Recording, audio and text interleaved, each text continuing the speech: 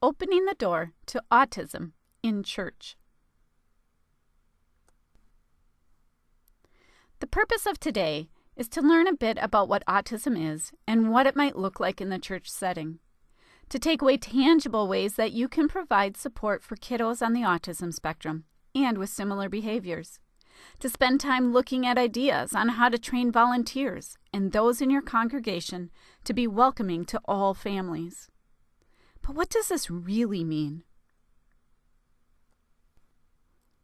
Well, by the time we finish today, I want each one of you to be able to see ways in which your wonderful, amazing, God-fearing, all-welcoming church family unintentionally hangs an invisible sign that says, "Sorry, we're closed," to families and kiddos with autism. And to be able to take away tangible ways that you can intentionally wave a sign enthusiastically that says, "Come in, we are open." Let's start by defining what autism is. Autism, or autism spectrum disorder, refers to a range of conditions characterized by challenges with social skills, repetitive behaviors, speech and nonverbal communication, as well as by unique strengths and differences. The term spectrum reflects the wide variation in challenges and strengths possessed by each person with autism. Autism's most obvious signs tend to appear between 2 and 3 years of age. In some cases, it's diagnosed as early as 18 months. Some developmental delays associated with autism can be identified and addressed even earlier than that. So it's important that parents with concerns seek evaluation right away. Early intervention does improve outcomes.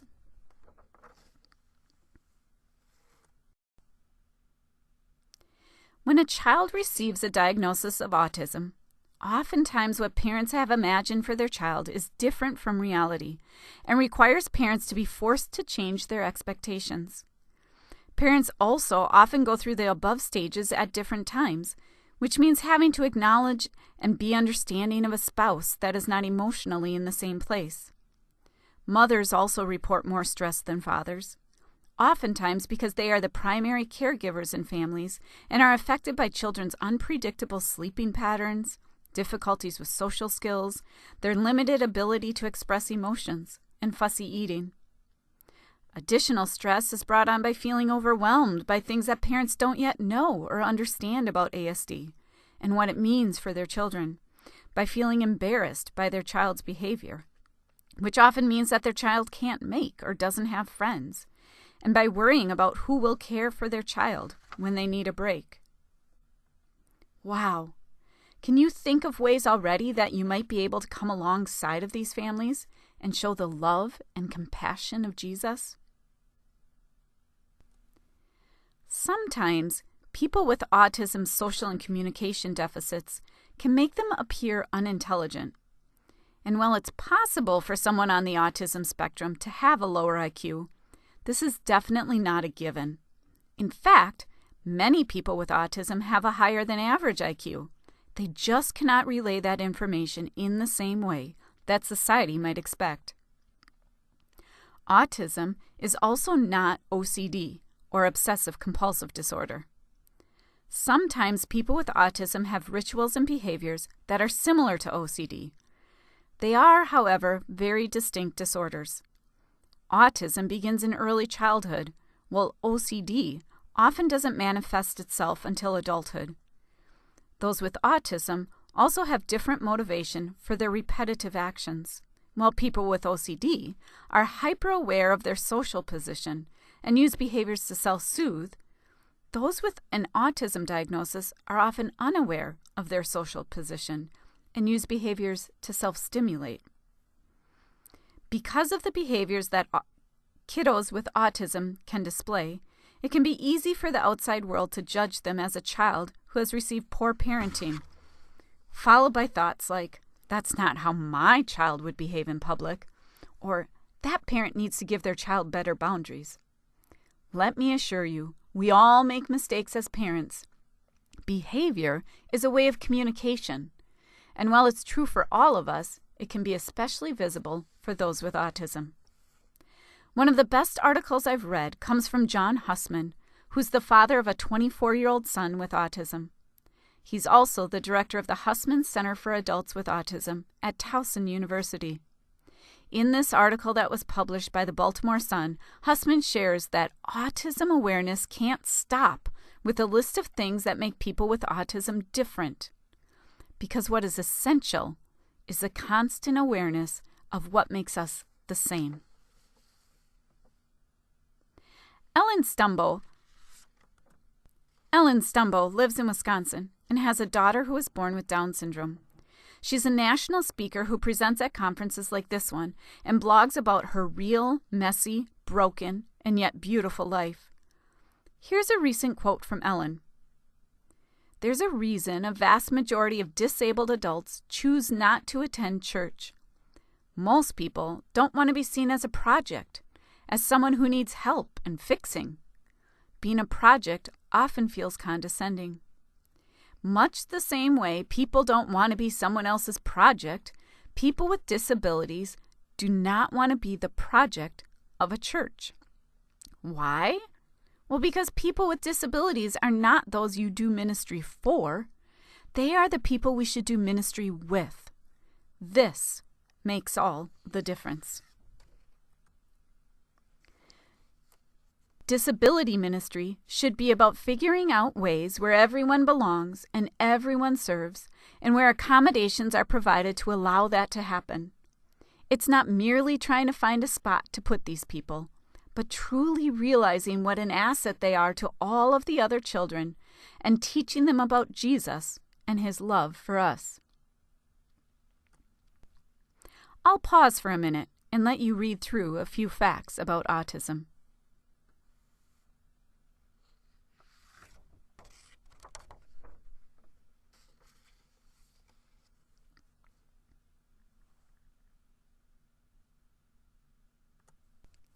So what does this mean in the church setting? Well, for starters, a kiddo with autism may come into church with an expectation that everything will remain the same from week to week to week. For example, when they walk into the large elementary room setting, their age group will meet on the right-hand side of the room until exactly 10:15, after which they will all stand and sing exactly 3 songs, and then all sit in the same spots as they listen to a Bible story, following directions exactly, literally, as they are given.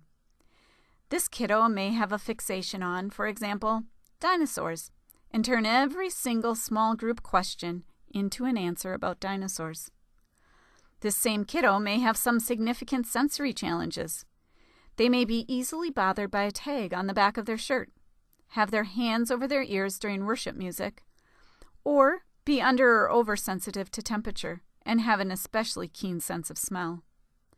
They also may clearly pull away if you reach for a hug, a handshake, a pat on the back, or a fist bump. When trying to have a conversation with this kiddo, you may find that they are unable to make eye contact with you, or look near your face but past your eyes. Kiddos with autism often use language that seems scripted or echoed. They'll verbally repeat scenes over and over again from a television show or a preferred movie. One of the most difficult challenges in the church setting can be to work with kiddos who seem to have a lack of empathy. When others are sharing prayer requests, a kiddo with autism may laugh inappropriately or say something that comes across as rude or unexpected. They may not even recognize that the person sharing the request is distressed. Kiddos with autism are often very, very literal with their verbal understanding of communication. Yet Jesus used lots and lots of parables in the Bible, and we say things at church all of the time like, "Ask Jesus to come live in your heart." Who wants a grown man to live inside of their body? And how is that even possible?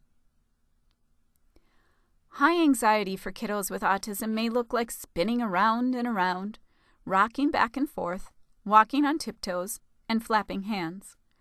These behaviors may become even more apparent when there's a change in schedule or location, especially without prior communication to the child and their family.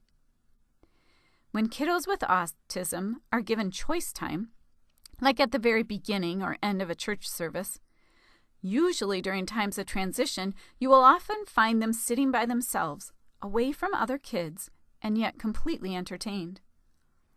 Finally, sometimes kiddos with autism will have meltdowns in the church setting. These are not the same kiddos who are having what's referred to by many as a temper tantrum. Remember how I mentioned earlier that behaviors are a way of communicating? Meltdowns are a reaction to something and are usually beyond a child's control. Tantrums, on the other hand, usually have a purpose, and kiddos who are throwing them are looking for a certain response. Meltdowns are not likely to stop simply by giving a kiddo whatever you think it is that they want. Sometimes meltdowns can't be avoided. But I'm hoping that after today, you'll have some tangible strategies to put into place to lessen their chance of occurrence. When meltdowns happen, the stress level for parents goes up, the nervousness of volunteers and other kiddos in the room increases, and once they are over, kiddos who've had the meltdown can feel confused and completely exhausted. Because autism is a disorder that has a very wide spectrum of needs and behaviors, there really is no one-size-fits-all type of support that church ministries can offer. But then again, there's no one-size-fits-all for any of us, is there? We'll spend the next several minutes looking at some of the more common behaviors that you might see in the church setting from kiddos with autism, as well as tools that you can provide to help them be successful when in your care. A wide spectrum of behaviors means that as a church, we need to be ready, prepared, and available to provide a wide spectrum of support. This support varies from floating volunteers who are available for needs as they arise, to volunteers who remain in specific classrooms or with specific groups of kiddos, yet focus on those who benefit from additional support, to volunteers that are one-on-one buddies with focus support for one child at a time, to volunteers that come alongside of families and provide support beyond the church doors. As we go through the next several minutes looking at some of these more common behaviors, as well as some tangible tools you can take with you, it may feel like a lot of information, because it is. So feel free to pause this presentation or to go back and review it as often as you'd like. One of the first behaviors that you might see in the church setting with someone who has autism is repetitive behaviors, extreme interests, and or fixations. This may look like hand flapping, spinning, finger flicking, frustration with a seemingly insignificant change to the physical environment, like moving a table from the back of the room to the front, presence of new people or absence of familiar ones, obsession with a specific idea, or a person repeatedly asking the same question and needing to hear the same specific answer. It's important to know that these behaviors and routines can be a source of enjoyment for those who have autism and a way of coping with the uncertainties of daily life. They can provide structure, order, and predictability. They may give someone a way to start conversations and feel more self-assured in social situations. They can even help someone with autism to relax and feel happy. Reality to an autistic person is often a confusing, interacting mass of events, people, places, sounds, sights. So set routines, times, particular routes, and rituals all help to get order into an unbearably chaotic life. Trying to keep everything the same reduces some of the terrible fear. Sensory challenges can also be very prevalent for those with autism, as well as many kiddos who are not on the spectrum. These might look like a kiddo who holds their hands over their ears during worship and seems especially sensitive to sound or lights, having trouble sensing the amount of force they're applying. For example, they may rip the paper when erasing, pinch too hard, or slam down objects. You may see kiddos who do not understand personal space, and have trouble knowing where their body is in relation to other objects or people.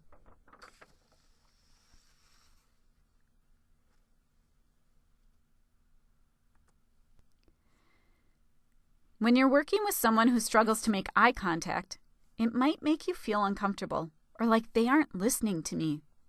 And, while that may sometimes be the case, when working with someone on the autism spectrum, the act of making eye contact can be extremely stressful. There are many books and articles written by adults with autism who describe the terrible stress they felt when well-meaning parents and teachers tried to force them to make eye contact during conversations. In many cases, they describe being further distracted and unable to focus on the conversation because of this insistence.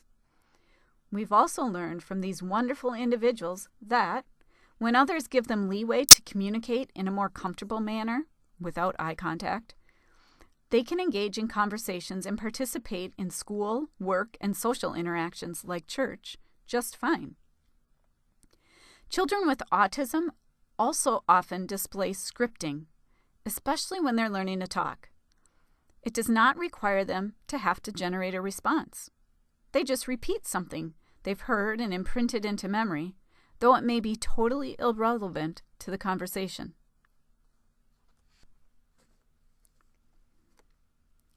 Oftentimes, people with autism find it difficult to respond in an appropriate way in social situations. They may appear emotionless and impolite, and there's a general idea that those on the autism spectrum lack empathy. However, over the past few years especially, there's been a lot of research done which suggests that it isn't empathy itself that's impaired in people with autism, but just social communication skills, or the ability to understand, describe, and express one's emotions. In the church setting, I think that this area of struggle can show itself most when we are in small groups and sharing personal reflections or even prayer requests and praises.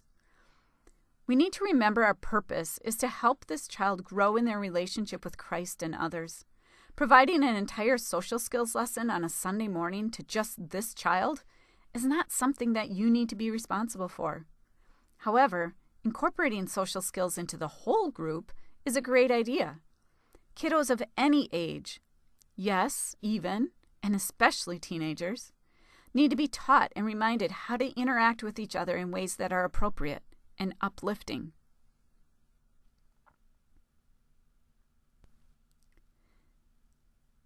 This is an area that I think we as churches can have a big impact on. For the first struggle, adverse responses to touch, I think it's really simple. Be respectful. Not all kiddos like to shake hands, fist bump, side hug, etc., and that's okay. But for that second struggle, preference to play alone, it's also okay.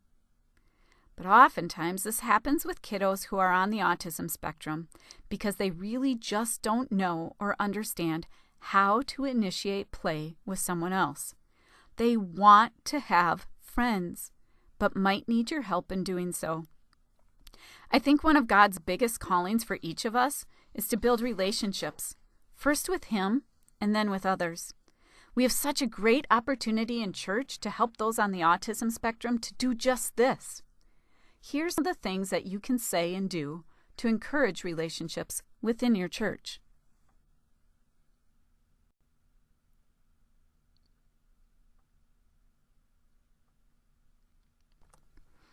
All right.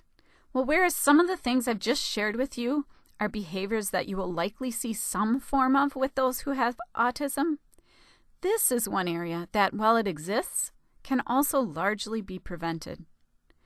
When you have a kiddo who's struggling with high levels of anxiety, you might see them ripping apart their paper, complaining of a stomach ache, using an extra loud voice, displaying an extreme phobia, refusal, or even physically shaking.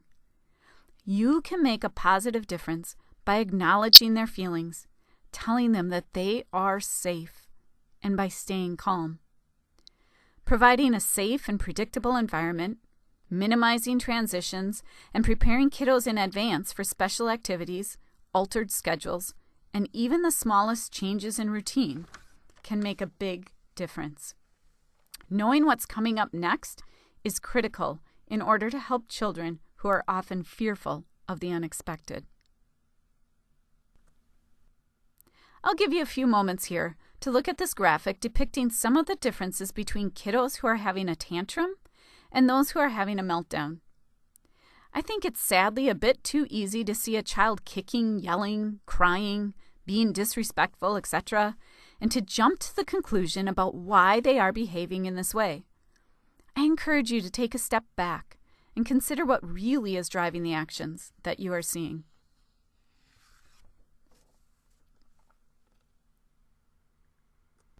So what do you do when meltdowns occur? Well, first, don't let your own emotions take over. Remove the guilt and the embarrassment. Don't try to reason with the child.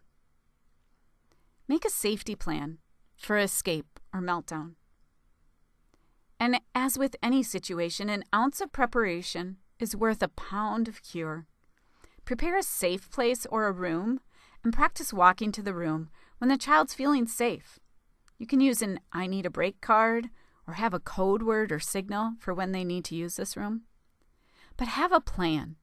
Be ready to evacuate the other kids from the classroom if you need to. Make sure there's no dangerous items in there for the child who's escalated to be able to use. And have a plan to talk with their parents or support them in whatever ways work when they're outside of the church setting. So what does a support room or a safe place look like? Well, the next few slides have pictures from the support room that we use at my church. I'll point out a few things in each picture as we go through that have been helpful, as well as a few things that are not pictured. The volunteer's role is to welcome the kiddos who are entering and exiting and to be sort of a triage for needs that arise. We work really hard to keep parents and extra kiddos outside of our support room so that it stays quiet and calm and not chaotic or anxiety-producing. In the support room at our church, we have cabinets that are locked and attached to the wall. When kiddos escalate, they will sometimes pull and push on fixed objects in the room, and we certainly don't want anyone getting hurt. You'll also see magnetic letters on these cabinets. Some of our kids have a hard time verbally expressing themselves, but will take the time to write out their thinking with the magnetic letters. Next, on the bookshelf, you'll see several different labeled bins. Each bin contains something that's helpful and safe for any age kiddo to use as they regulate their body. Some examples that you would see if you could pull out each bin would be brain games, the kind where you take something apart and then put it back together in a very unique and challenging way. Legos, dry rice, kinetic sand, puzzles. I find that 50 and 100 piece puzzles are best. Coloring supplies, Rubik's Cubes, and colored blocks, just to name a few. Here you can see the kinetic sand a bit closer, as well as a Find It, which is essentially a clear tube which is sealed on both ends that contains several small items, I think there's 30 of them, hidden among colored beads for kiddos to find as they shake things up, roll it slowly, etc. There's also a ball that contracts and expands. This can be really helpful when you have a kiddo who needs to slow down their breathing. They can hold the ball and slowly breathe in as it expands, fill their lungs as the ball gets bigger and bigger, and then push air slowly through their mouth as they let the ball contract back to its original size. In the next picture, you'll see noise-canceling headphones, a bucket of books, many of which are written by Julia Cook, who's a child's book author that writes stories having to do with socially acceptable and expected behaviors. And finally, one of the lamps in our room, which helps us to avoid the use of fluorescent lights. On the back wall of our room, you'll see a beanbag chair in one corner and another comfy chair in the other.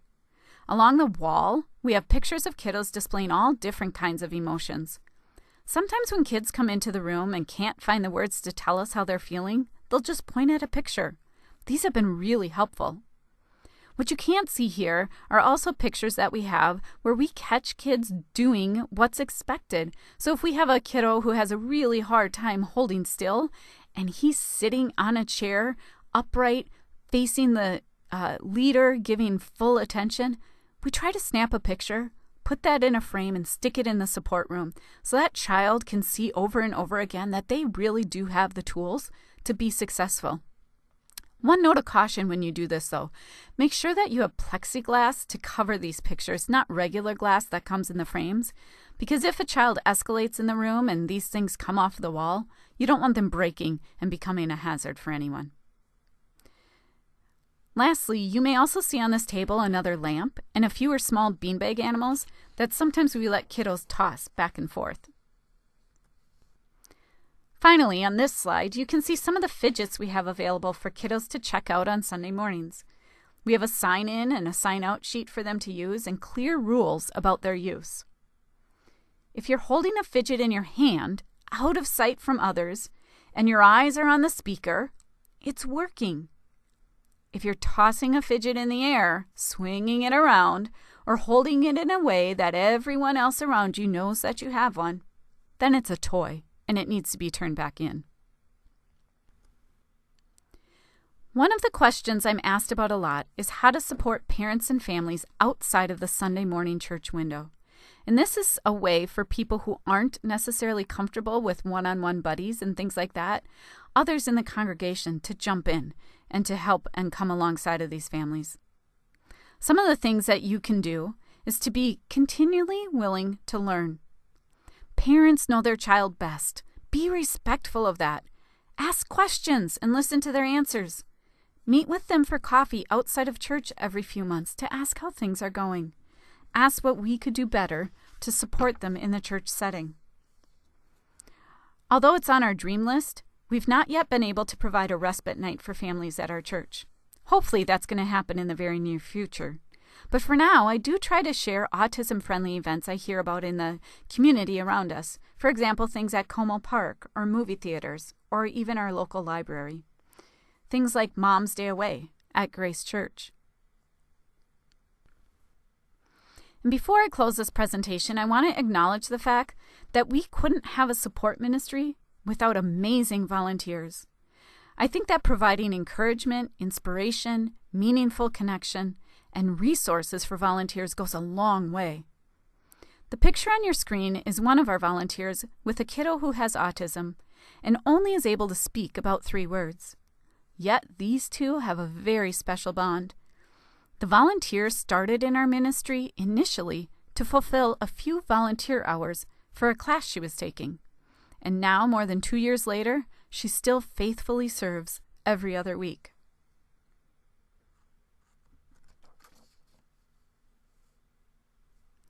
I want to close today with one of my absolutely favorite poems by Emily Pearl Kingsley. Emily has a child with Down syndrome, and she wrote this way back in 1986, but I think it definitely still pertains today. She says, "I'm often asked to describe the experience of raising a child with a disability, to try to help people who have not shared that unique experience to understand it, to imagine how it would feel. It's like this. When you're going to have a baby, it's like planning a fabulous vacation trip to Italy. You buy a bunch of guidebooks and make your wonderful plans. The Colosseum, the Michelangelo David, the gondolas in Venice. You may learn some phrases in Italian. It's all very exciting. After months of eager anticipation, the day finally arrives. You pack your bags and off you go. Several hours later, the plane lands. The stewardess comes in and says, 'Welcome to Holland.' 'Holland,' you say. 'What do you mean, Holland? I signed up for Italy. I'm supposed to be in Italy. All my life I've dreamed of going to Italy.' But there's been a change in the flight plan. They've landed in Holland, and there you must stay. The important thing is that they haven't taken you to a horrible, disgusting, filthy place full of pestilence, famine, and disease. It's just a different place. So you must go out and buy new guidebooks, and you must learn a whole new language, and you will meet a whole new group of people you would have never met. It's just a different place. It's slower paced than Italy, less flashy than Italy, But after you've been there for a while and you catch your breath, you look around and you begin to notice that Holland has windmills and Holland has tulips. Holland even has Rembrandts. But everyone you know is busy coming and going from Italy, and they're all bragging about what a wonderful time they've had there. And for the rest of your life, you will say, yes, that's where I was supposed to go. That's what I had planned. And the pain of that will never, ever, ever go away, because the loss of that dream is a very significant loss.